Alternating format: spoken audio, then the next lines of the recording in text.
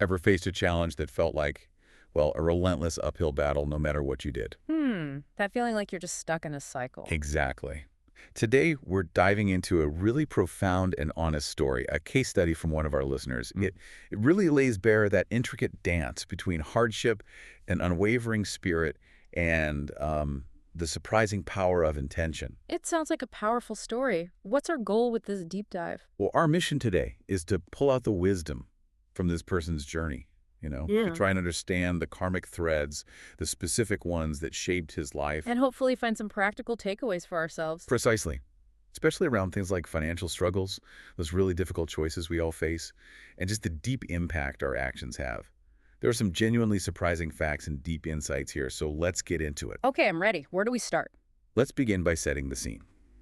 We're looking at the life of a university graduate, okay?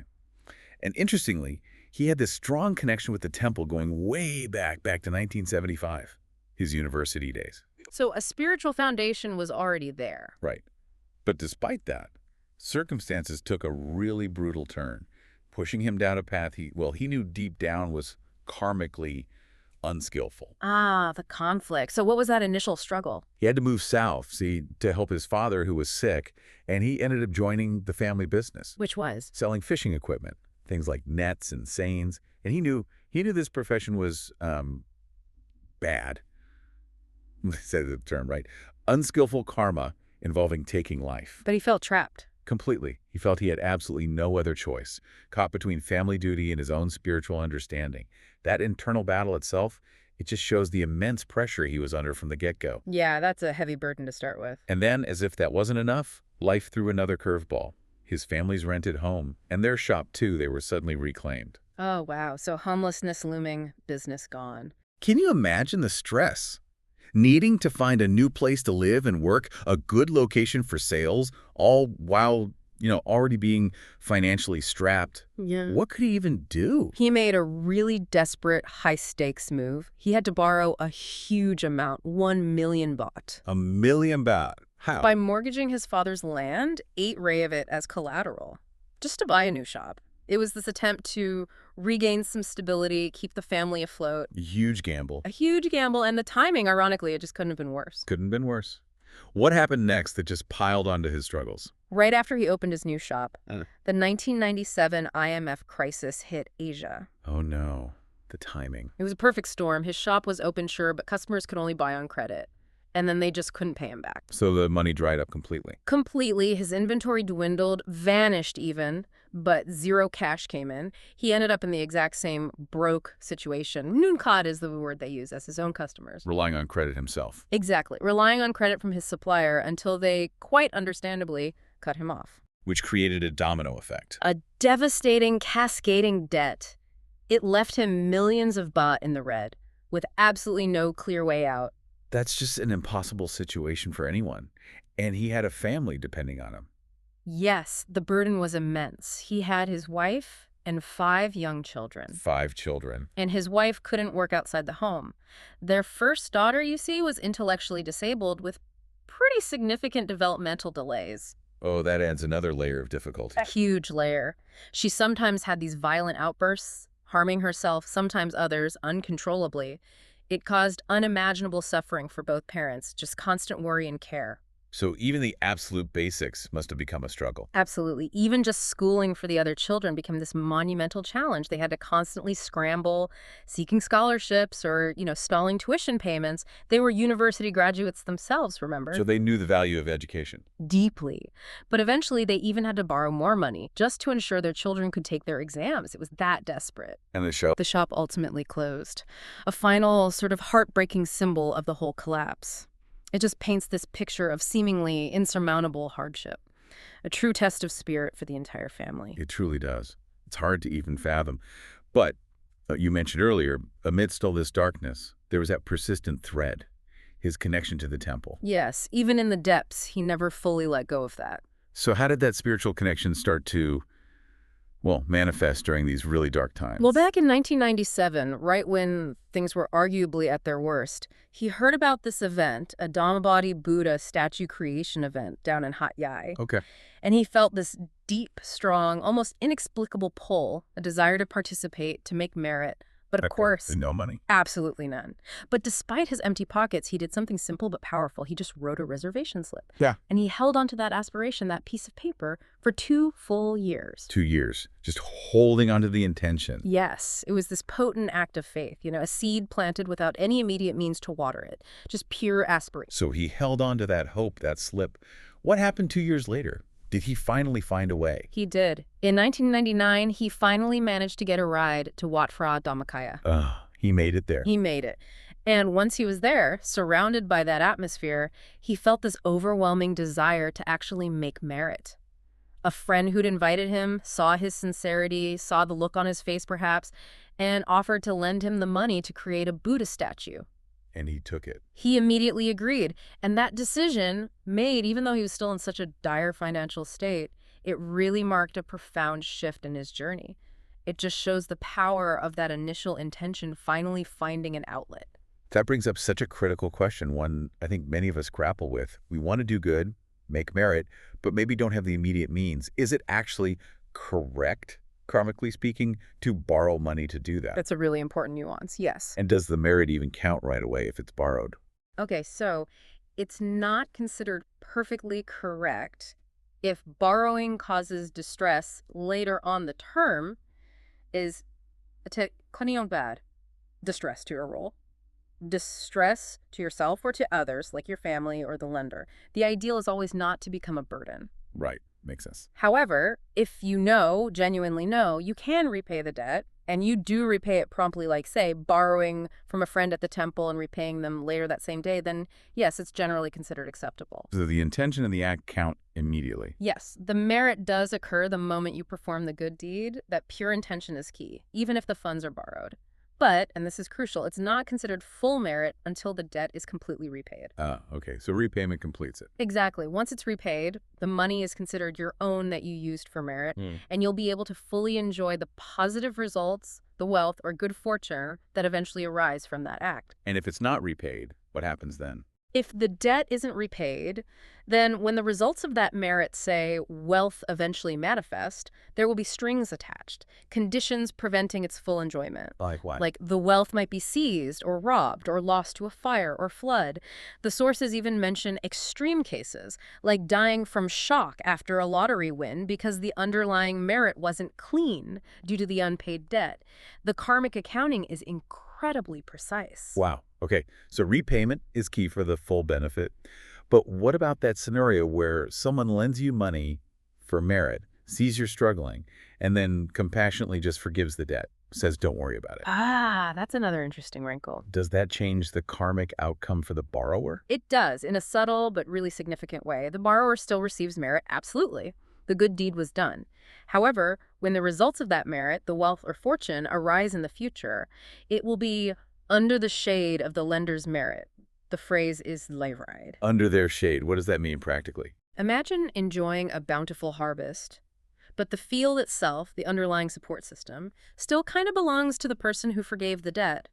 You'll reap the rewards, yes, but you might find you have to be their follower or their subordinate, maybe work for them, to fully access and enjoy that wealth. You don't quite own it independently. That's a fascinating distinction. So, okay, he made this crucial decision, borrowed the money, made the merit. What did his actual physical efforts look like then, as he tried to rebuild his life? Oh, he worked incredibly hard. Just sheer physical effort. First, he worked at a bottled water factory with a friend who'd helped him. Right. Then, remember, he's a university graduate, no construction experience, but he took on work as a construction worker. Wow, talk about humbling himself. Absolutely. He toiled from 8 a.m. to 5 p.m., scorching sun, pouring rain for an entire year, just grinding it out to feed his family and start paying off those bank debts. That must have taken a toll. It really did. His health suffered so much that he was eventually forced to quit that job. It was just pure perseverance, pushing his body to the limit. And then, just when you think things can't get more complicated, there was this really unexpected turn. You called it a windfall, but it came from a deep loss. Can you explain that? Right. This is where karma gets really intricate. The bank notified him officially that they were going to seize the mortgage land because he simply couldn't make the payments. Another blow, surely. It should have been. But here's the twist. The land, when valued for the seizure, turned out to be worth more than the outstanding loan amount. Seriously, after all that struggle. Seriously. So after the bank seized the land, they actually had to pay him the difference. An additional 400,000 bet landed in his hands. That's unbelievable. A windfall through calamity. What was that term? TikTok lap. It's a classic example in these teachings, receiving money after losing the asset. It perfectly shows how past karma can manifest in these complex, almost paradoxical ways. It's not always a straight line from bad to worse or good to better. It's this weaving of different causes and effects across lifetimes. So, upon receiving this completely unexpected sum, what did he choose to do? Was he tempted to just solve his immediate crisis, or did that spiritual commitment hold firm? He felt immense joy, understandably. And it just so happened to coincide with the Kathina ceremony, a major merit-making event for building the Grand Dhamma Hall at Wat for Dhammakaya. Perfect timing again, but in a good way this time. Exactly. And his reaction was immediate. He decided right then and there to donate 100,000 baht of that money to the Kathina Fund. A quarter of it, straight away. Straight away. He used the rest to pay off other pressing debts, of course, but that immediate act of generosity, even as he was just getting back on his feet financially, it just showed his unwavering commitment. It reinforced that earlier intention he'd held onto for so long. Wow, that takes real faith. So after this point, things started to slowly, maybe steadily, improve. Yes, things began to turn around, slowly but surely. He started a new, very humble business, selling plastic bags to market vendors from a mobile cart. From construction worker to mobile vendor. Still working hard. Still working incredibly hard. That became his main livelihood. But importantly, despite the ongoing hardship, he never abandoned the temple. He never stopped making merit, even in small ways. How did he manage that with limited funds? He found innovative ways, like donating just 1 baht per satellite Dhamma center. There were 330 centers then, so it was 33 baht. A tiny amount, but consistent. The consistency matters. It really does. And sometimes he'd even take his disabled daughter with him in the cart while he worked, just showing this incredible paternal love and dedication, especially when his wife was occupied. That paints such a picture of dedication. And he even became what's called a kalyanamit, a spiritual friend. Yes, that's right.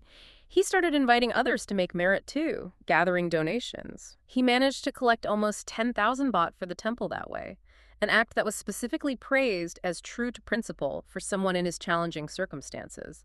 It showed this inherent generosity, wanting others to benefit too. So all this consistent effort, this merit-making, this generosity, even when he had little, what did it mean for that long-standing dream, the dream of finally owning a home, breaking that cycle of poverty he and his wife were so desperate to escape? This brings us to a truly remarkable moment, a real turning point in 2005. Okay, what happened? During another Kathina ceremony, he was watching the broadcast at home. His wife was actually at the temple, and he felt this sudden, inexplicable, just overwhelming urge. He needed his wife to somehow receive Kathina robes from the ceremony right then for them to bring home and make aspirations over. Oh, wait, didn't you say being a Kathina president, the one who formally offers robes, requires a significant donation, something he likely couldn't afford? Exactly. He couldn't afford to be a fund president. But the temple staff, seeing his wife perhaps, or maybe sensing the sincerity of his heart reflected through her, they kindly made an exception. They allowed his wife to bring the robes home for him. That's quite something, acknowledging his heart over his wallet. It really is. So he gets the robes home, and then he starts thinking, okay, how could I become a Kathina president next time? Maybe by using my mouth, meaning by inviting many people to contribute, pooling the funds. Activating his network, essentially. Right. And as he's thinking this, he also thinks about this piece of land he owned. Land he'd been trying desperately to sell for over 10 years. Constant disappointment. No buyers. The one that was a source of frustration for so long. That's the one. And then, almost unbelievably, right after having this thought about becoming a Kathina president and needing funds, someone just appears, unexpectedly, and buys the land. Easily, just like that. After 10 years of trying, it sells right then. Right then. A true miracle, as he described it. That's incredible timing. Almost too perfect to be coincidence. He felt immense, overwhelming joy. And what did he do? Immediately used a significant portion of that money to make a donation to Kathina, fulfilling that aspiration. Oh. And his wife's words at that time, they just perfectly captured their deep intention. She said something like, "We don't want to be born poor and suffer like this ever again. We'll use this merit now to change our family's poverty blueprint." Changing the blueprint. That's powerful language. Yeah. So was that sudden sale after 10 years, right when he formed that strong intention to donate for Kathina? Mhm. Was that just a fluke, or was there a deeper karmic engine at work there? Definitely not a fluke. The sources are clear. It was the combined effect, a convergence. Old merit from his past life as that wealthy, albeit stingy person, apparently. He did make some merit later in that life, combined with the incredibly powerful merit generated by his current, sincere, heartfelt intention to make that significant Kathina donation now. So past and present merit coming together. Exactly. Both forces converged at that precise moment, fueled by his strong aspiration, creating that breakthrough, that seemingly miraculous sale. This is where you really see the intricate mechanics of karma playing out. Okay, let's really try to connect those dots now. Explore the why behind all this, the karmic explanations. It raises that big question. Why did this educated couple, with a spiritual background even, face such extreme, grinding poverty and crushing debt in the first place? The explanation given points directly to a past life. In that life, he was apparently an extremely wealthy millionaire. The opposite of his current situation. Exactly. But crucially, he was also incredibly stingy. Miserly, even. He exploited his many workers, paying them very low wages, causing them immense hardship just so he could hoard more wealth. This wasn't a one-off, it became his normal way of operating. And that stinginess followed him. That karma of stinginess followed him directly into this life. There's a saying often quoted, "Stinginess pushes wealth away, giving attracts wealth." His past actions literally created the blueprint for his current lack. It's a stark reminder, isn't it? The long reach of our past habits. It really is. That's a powerful, almost chilling statement about stinginess. But, for many people, especially when they're facing real hardship like he was, the immediate thought is survival, hoarding what little you have, not generosity. How does someone reconcile that practical reality with the karmic principle? That's a very human challenge, absolutely. The key, according to these teachings, isn't necessarily about the amount you give when you have little. It's about starting wherever you are, with whatever you can manage, even if it's just that single bat he gave per center, but doing it with immense sincerity, joy, and a feeling that you're giving your best, almost like a life-staking attitude. So the quality of the intention matters more than the quantity. Precisely. That pure intention, that profound joy in the act of giving, despite your own lack, that is what cultivates truly potent merit. It's about cultivating the habit and the heart of generosity, not just waiting until you feel you have enough to give on a large scale. That consistent, joyful giving, however small, starts to rewrite the blueprint. Okay, that makes sense. So what about the specific struggle with housing?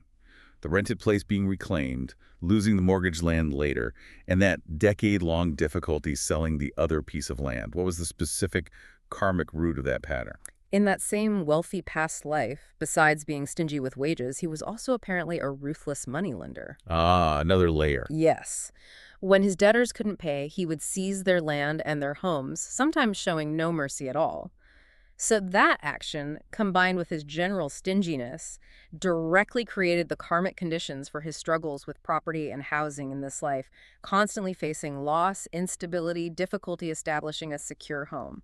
The pattern repeats, but the roles are reversed. Exactly. He experienced the effect of his own past cause. And that TikTok lap, the windfall through calamity where he lost the mortgage land but then got that extra $400,000 back, how does that fit into the moneylender karma? That's another fascinating detail showing the absolute precision of karma. Apparently, in that previous life as a moneylender, while he was often ruthless, there were occasions when he seized land from debtors where the land's value was actually more than the loan amount. Okay. And in those specific cases, he did return a portion of the excess money to the debtors. So his current experience losing the land but receiving that 400,000 back is seen as a direct reflection, a karmic echo of that specific past action. It shows how karma isn't just punishment, it's a balancing, reflecting mechanism, working out these details across lifetimes. The level of detail is just mind-boggling. It makes you think about the intensity of merit, too. You touched on the life-staking attitude. What's the actual difference in merit, say, if someone has only 1 million baht and donates all of it, versus someone with 100 million who donates 1 million, assuming they both feel that initial joy, that... Right. This is a crucial insight into how merit works. The sources say the initial amount of merit generated at the moment of giving can actually be equal if that initial happiness, the atsanhan, is the same for both individuals. Equal. Even though one gave everything and the other only 1%. At that initial moment, potentially yes, based purely on the joy felt. However, The overwhelming joy, the sense of profound rapture or peak priya will almost certainly be vastly greater for the person donating their entire 1 million. Because for them, it is a life-staking act. It's everything they have. It's a profound, all-encompassing commitment that shakes their being. And that deeper feeling, that piti, has a greater impact down the line. Yes, absolutely. That deeper piti means they will recall the act much more often, much more vividly throughout their life. And every time they recall it with joy, they generate more merit. So it compounds. It compounds. This leads to faster and more widespread positive results, manifesting across future lifetimes, perhaps. The cumulative effect of frequently recalling such a profound, joyful sacrifice builds much more merit over time, causing it to bear fruit more powerfully and for longer. So it's not just what you give or even the initial joy, but the depth of that feeling and the consistent remembrance of the act that truly reshapes your future potential. That's a really important distinction. Yep. So given all this incredible effort, the merit making, the shifts in intention, has his poverty blueprint, as his wife called it, been truly dismantled now? The assessment is yes, largely. About 70% of that negative karmic blueprint related to poverty has been dismantled through his efforts and merit, which is incredible progress, a huge shift. 70%, that's significant. It is. But there's still that remaining 30%. He needs to continue making merit consistently, consciously, and recalling it frequently with joy to fully erase that old pattern and solidify the new one. It's an ongoing process of spiritual cultivation. It shows that while these major breakthroughs can happen, sustained effort is absolutely vital to complete the transformation. The insights into his personal journey are just profound. But the challenges, as we know, didn't stop there for him. The suffering of his beloved first daughter with her intellectual disability and those violent outbursts, that was another immense test for the family. How do we begin to understand that within this karmic framework? Yes, this is a particularly difficult and sensitive karmic thread to untangle. Her condition, the intellectual disability, and the aggressive tendencies are said to stem from specific past life karma of the father. Of the father? Yes, in a past life, he, as a man, was apparently an alcoholic, a womanizer, and prone to violence, frequently beating others, a very harmful lifestyle. And compounding that, both he and his wife in past lives consistently gave alcohol as gifts, perhaps to business partners or friends, thinking it was just a social norm. Contributing to others' unskillfulness too. Exactly. So this combined karma, his violence and alcoholism, and their joint action of distributing alcohol attracted a child with these specific challenges into their lives. It's presented as a direct reflection, a karmic consequence of those specific past unskillful actions. Those details about the parents' karma, especially the father's past life actions and the alcohol connection, are incredibly sobering. It really makes you pause. Given the severity described in the sources, is there any real hope for alleviating the daughter's condition? Or is it just a matter of waiting for merit to slowly accumulate over time? There is always hope through consistent, targeted merit making. It's not just about waiting, it's about actively creating the causes for change. So what does that look like practically? To help her, and importantly, for them to change this karmic pattern for the future, they need to accumulate a great deal of merit. Specifically through all three pillars: giving, dana, maintaining strong morality, sila, especially the precept against intoxicants, and dedicated meditation practice, havana. Giving, morality, meditation. Yeah. The core practices. Yes. And making strong, clear aspirations or wishes when they make merit, directing it towards her well-being and the dissolution of this specific karma.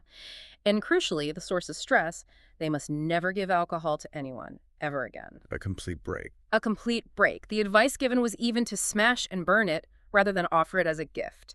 It signifies a total rejection of that old pattern and a commitment to replacing it with skillful actions. It's about consciously creating a different future.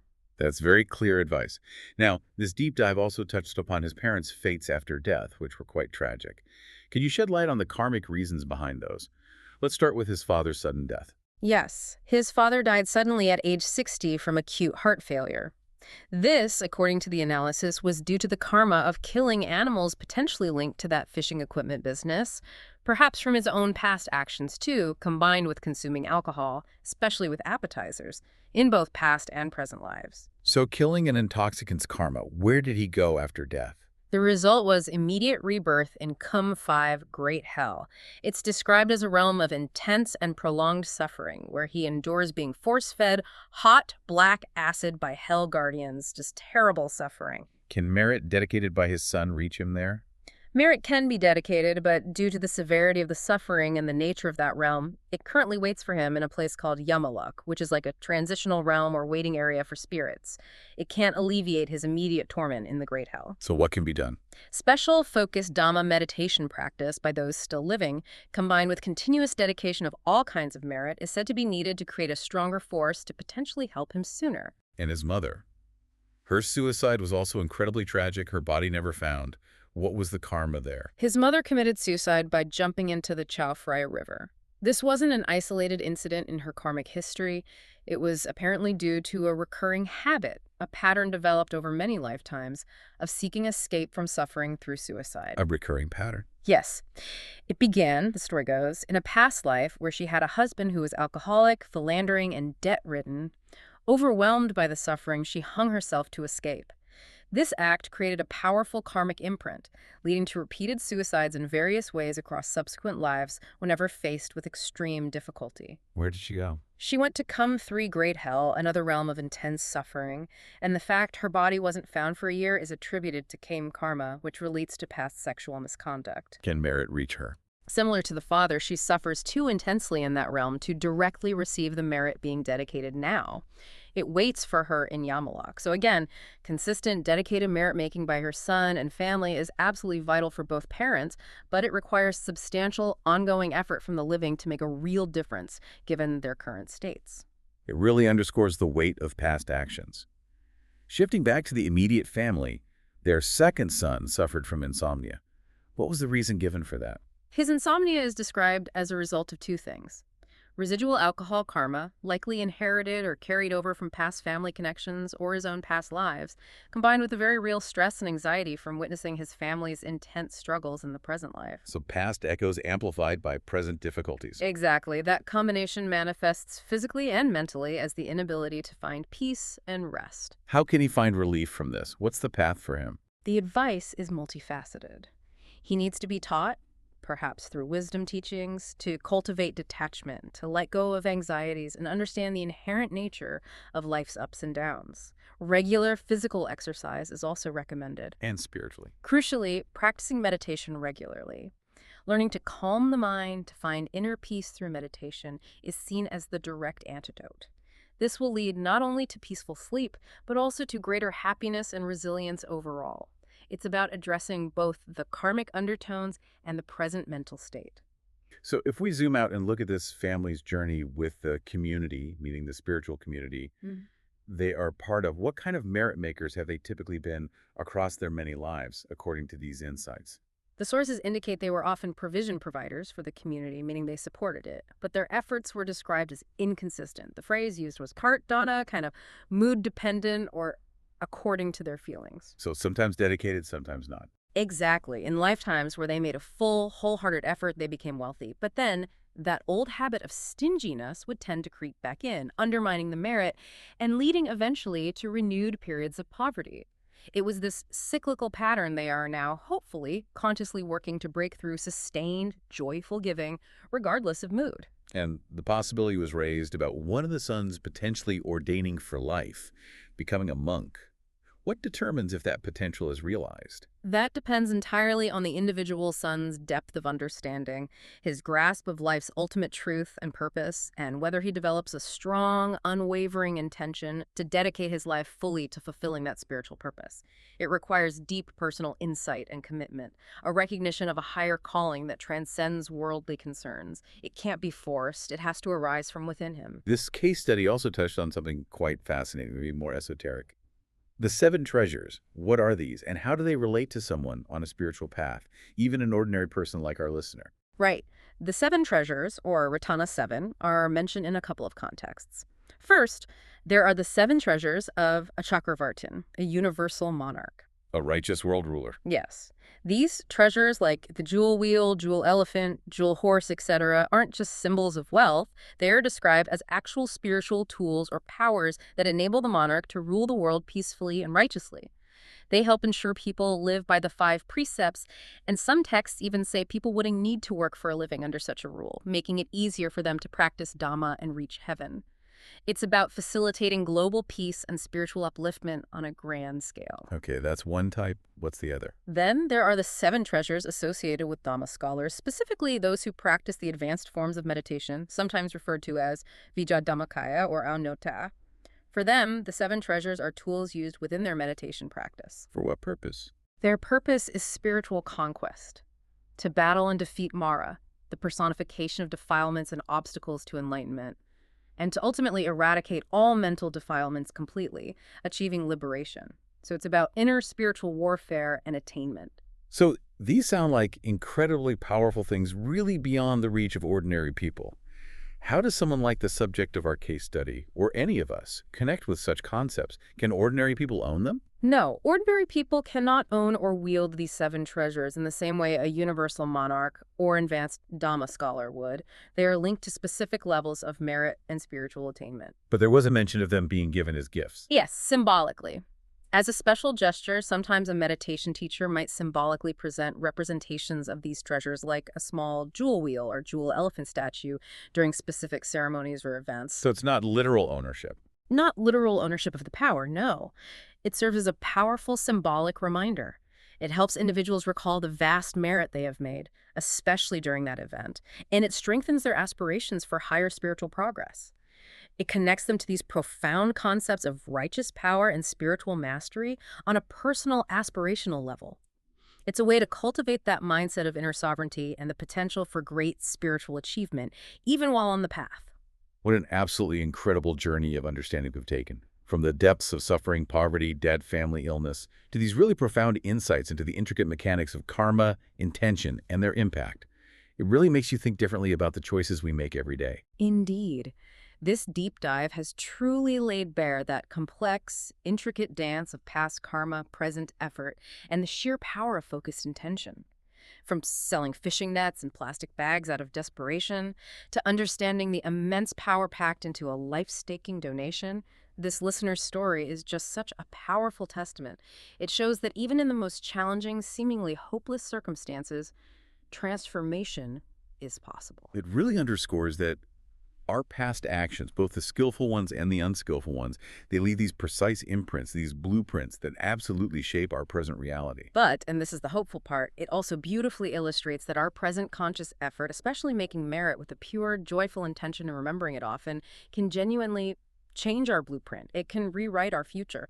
The real wisdom here seems to be in recognizing these patterns, both good and bad, within ourselves and actively working to create new, positive ones. It's about taking agency, isn't it? Even in the face of what seems like destiny. Absolutely. Taking agency. So, for you, listening today, reflecting on this story, what blueprint in your own life might need a bit of a deep dive? Is there a pattern, a recurring challenge maybe?